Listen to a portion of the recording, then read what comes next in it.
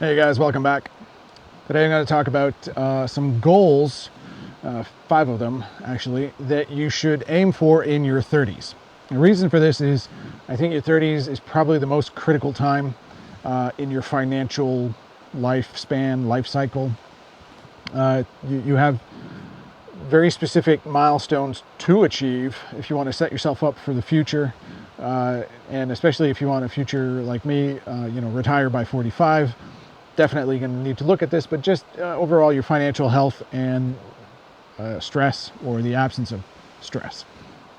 Somebody said this, I can't quite remember who, but it was, I think it was a guy who founded Kinko's.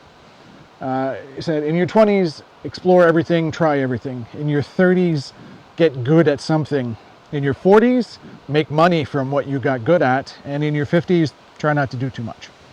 And I think that's pretty good advice. So now that you're entering your 30s, or you're staring at them from your late 20s, you should have tried a whole bunch of stuff, and you should know what you like, and now it's time to get good at it. And that's the first milestone. It's going to be figure out what your active income is, what it's going to be, how to get good at it, so that over the next decade, not only are you gainfully employed, you're hopefully employed doing something you don't mind doing or enjoy doing, and you are paid well, preferably extremely well, and also that doesn't have a ceiling or a plateau. Right? Certain jobs, certain careers, and certain environments, especially syndicated jobs or government jobs, you'll have plateaus and thresholds, and the movement is very static, and that's fine if it's part of your plan.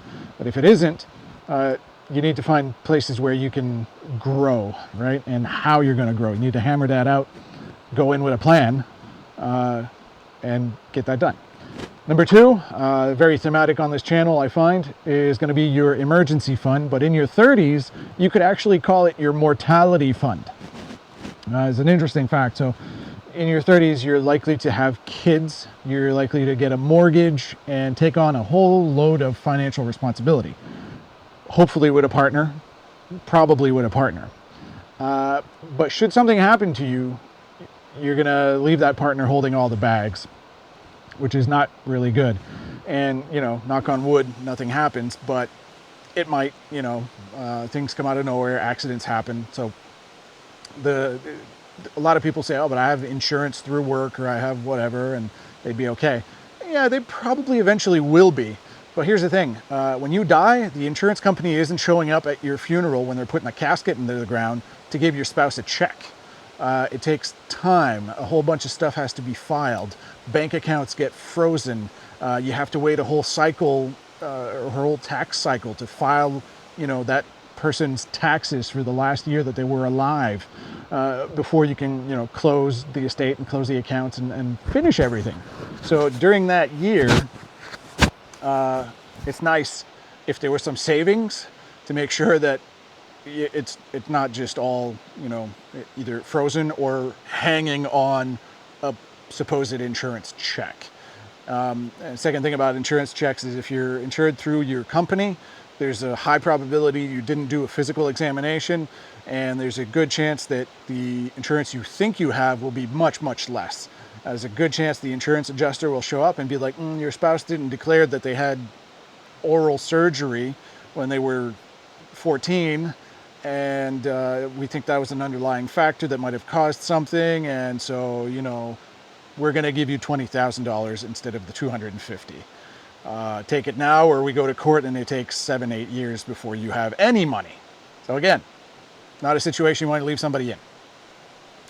Number 3, multiple income streams. I was slow at this. I think I'm just too dumb. It took me a long time to hammer this. I knew I had to get multiple income streams. I couldn't think of any that I wanted to work at. So it took me a long time to set them up. I now have 4 or 5, probably 6 between me and my wife. No, my YouTube channel is not one of them. It's not monetized.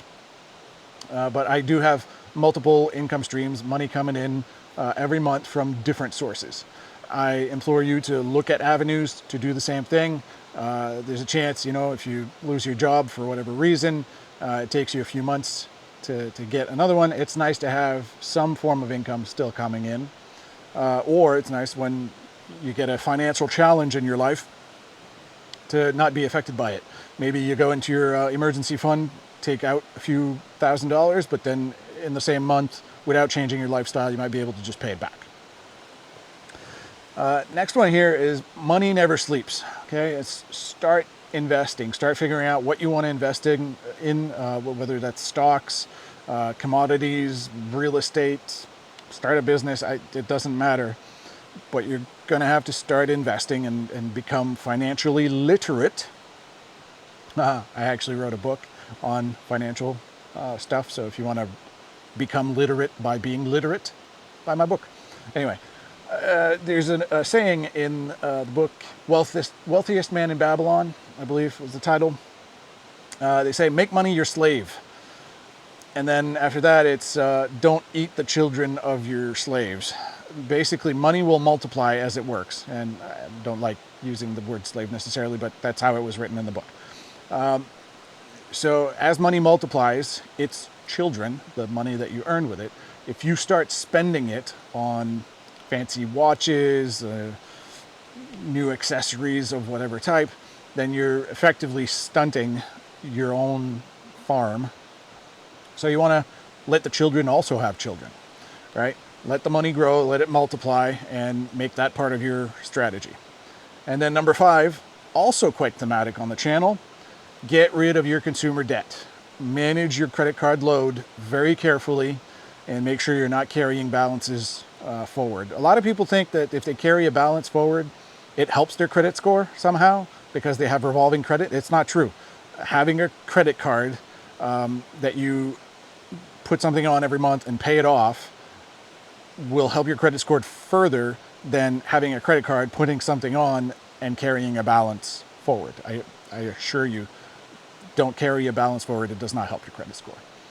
Anyway, that's it for your goals from your 30s. Thanks for watching. Please subscribe.